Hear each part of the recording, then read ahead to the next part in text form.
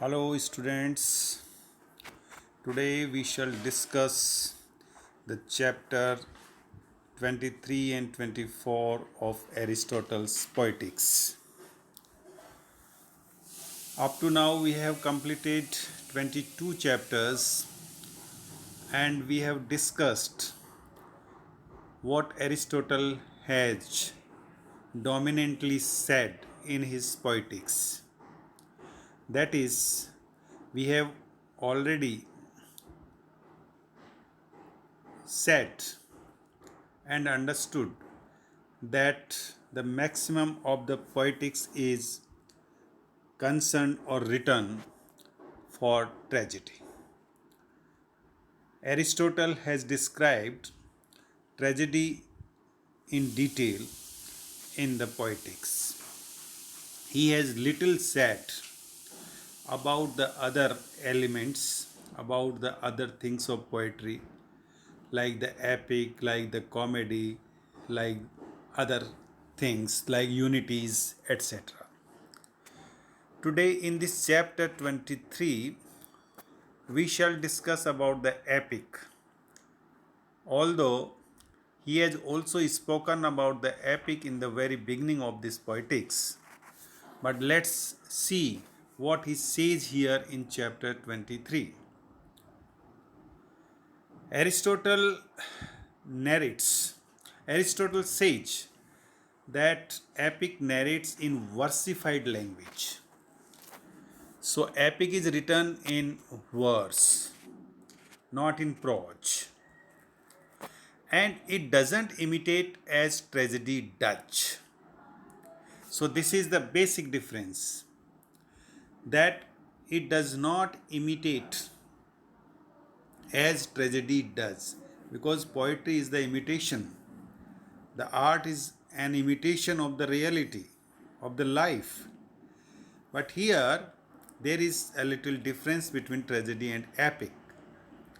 Tragedy can also be written in prose as well, but epic is written in versified language only. There are number of points resemblance between the epic and the drama.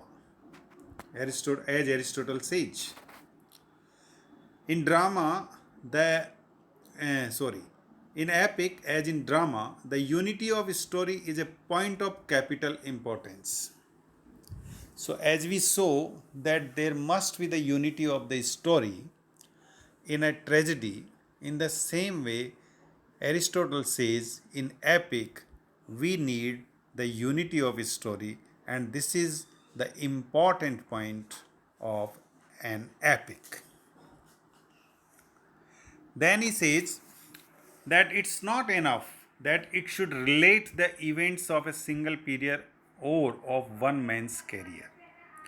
So, unity of the story should be there, but it's not enough. Means epic requires something more than the tragedy, because in the tragedy we have a single period, we have one man's career, one man's story only, but in epic it can be more. That is, the period can be a long one, or the story or the career can be more than one characters. Then he says that the story must have a beginning, a middle, and an end, just like a tragedy. And these parts must be subordinate and coherent to the whole. So, coherence must be there. The wholeness should be there. Wholeness must be shown. So, the subordinate stories, so the partly stories, sub stories, they should all coordinate or should be logical to the main story, and in this way it should convey the wholeness. Aristotle also admits that the Iliad, with its plurality of stories, cannot be successfully dramatized. So, Iliad is an epic, and it has the plural stories, therefore it cannot be dramatized. Aristotle says that tragedy can only be dramatized, but Iliad, since it has multiple stories, therefore it cannot be dramatized. And in chapter 26, he says that the less unity is required in an epic than in drama. So, drama requires the extreme unity, the unity, essential unity. In epic, unity is not as much important as it is in the drama. Okay, now let's come with the chapter 24. What Aristotle here says, that is, again, we are about the epic and tragedy. So, again, we have the comparison in this chapter. So, 23 and 24 chapters are related to the epic and the comparison with the tragedy. So, in this chapter, Aristotle continues with his discussion of the epic and compares it with tragedy to highlight its salient features. He says that epic has as many kinds as tragedies. So the different kind of tragedies are there. In the same way, we have the different kind of epics. Just you have also heard mock epic. In the tragedies, that is the tragicomedy, sub tragedies, etc. We have. It may be simple or complex.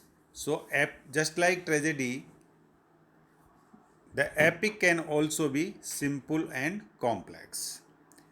And its effect may be predominantly due either to character, drawing, or the tragic to suffering.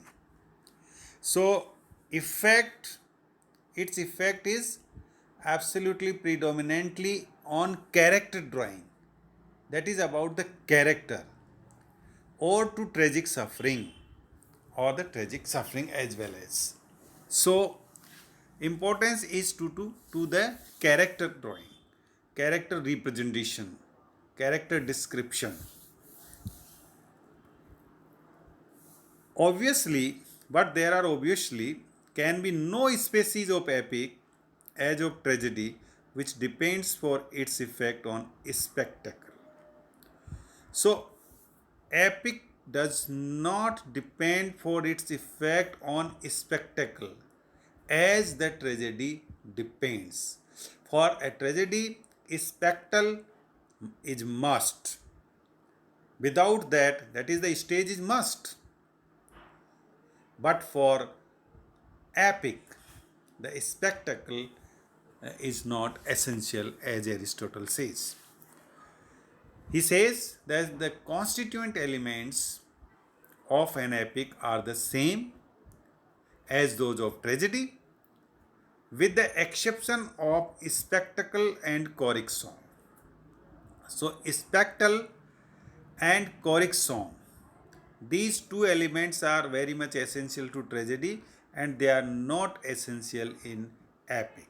So, we have other four elements like plot, like thought, like the other characters. These are important so far music, which so far an epic is concerned.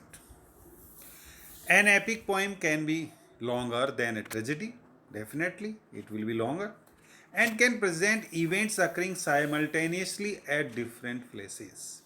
So, again, here Aristotle agrees or disregards, we can say, disregards the unity of place in an epic. But in tragedy, he is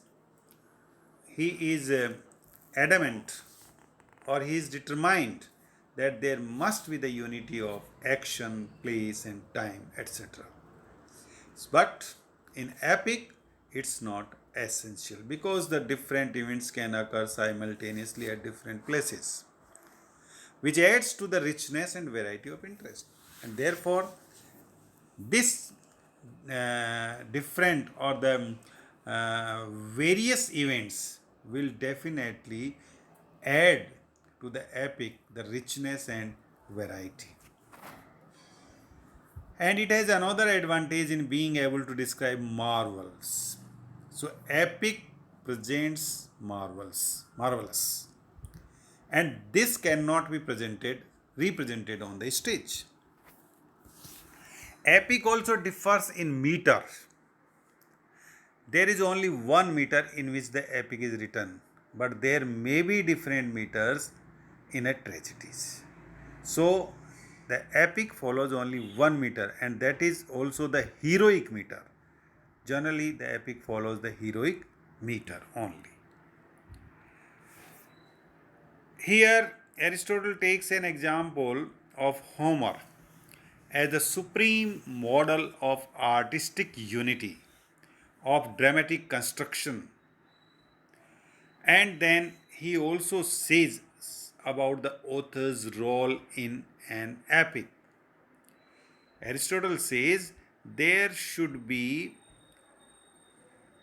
as little as possible role of the author in an epic. That is, he should speak as little as possible in his own character. So, the other character should speak, but it should not look as if the writer is speaking or the writer is using the mouthpiece of the other characters. It should look, should seem that the character themselves are speaking, they are the original characters. That is, the probability of an action, of a speech, should be there in an epic. Above all, the art which is essential both in epic and dramatic poetry, that is the art of telling lies in right way. Very important. So, a dramatist or an epic writer, he must have this ability, he must have this artistic feature. What is that? That telling lies in a right way. He should be able to tell the lies, the false in a right way, that it look the correct one. He speaks lie, but that should be spoken in such a way that it may seem truth. This is what here he wants to say, and it is very important thing so far both tragedy and epic are concerned. Then he says that Homer knows how to make improbable look probable and convincing. This is what? This is the explanation of the above important words, that is telling lies in a right way. So Homer definitely used that he knows very well how to make improbable things look probable. Although the things are improbable, impossible, but they seem very possible and convincing as well as. So introduces only probable improbabilities. So a dramatist or an epic writer should introduce the probable improbabilities, possible impossibilities. The effect of the poetry, he says, is due to a logical fallacy so used by the author that the reader or the spectator accepts as real. So he uses in such a way those events, those things which are improbable but looks probable, and which seems to the spectator and the audience, the readers, as real events, and which could not possibly happen, but they could not possibly happen. So it is futile to present events which are possible. So again here Aristotle clarifies that if the dramatist or the epic writer presents events which are possible. So it's futile exercise. But he should present the impossible things in the drama or in the dramatic poetry, making them, looking them, seeming, they should seem or look as if they are the real ones. Indeed, historically true. So those things which are historically true, they should also not be presented in epic. So it is futile exercise if the dramatists present events which are possible or indeed historically true, because they won't create any suspense, they won't create any curiosity, they won't create any pity and fear, that is the pathos or the catharsis in the poetry. So, probability is the criterion of success. So, the success of an epic or a drama entirely depends on probability. The marvelous and irrational must be avoided.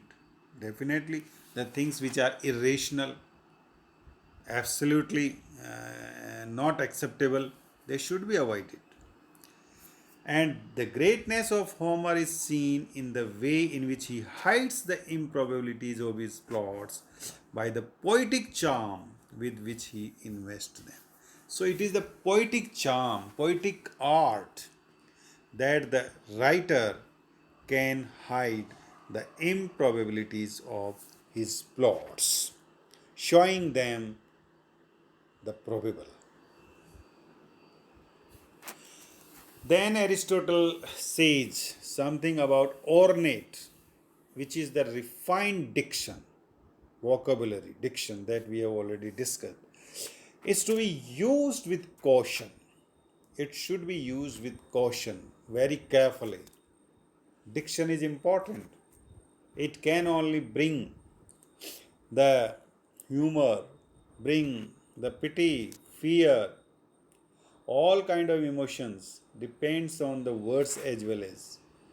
So the diction, the vocabulary, the words which are spoken by the characters must be chosen very carefully, because it tends to obscure character and thought, because it is the words, it is the diction which can make the characters obscure as well as the thought, difficult thought or the difficult characters. So the words must be chosen very carefully.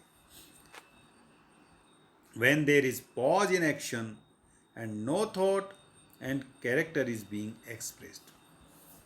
That is, he says that it should be used only when there is a pause. So the difficulty, the obscurity that can be used, or the refined diction can be used when there is a pause in action and no thought are there and the character is being expressed. So refined diction should be used very carefully, because refined diction, if it is used, that will that will be artificial, that will not look like original. Therefore the dialogues spoken by the character should reflect the originality. So Aristotle's plea here is for simplicity and clarity in the use of language.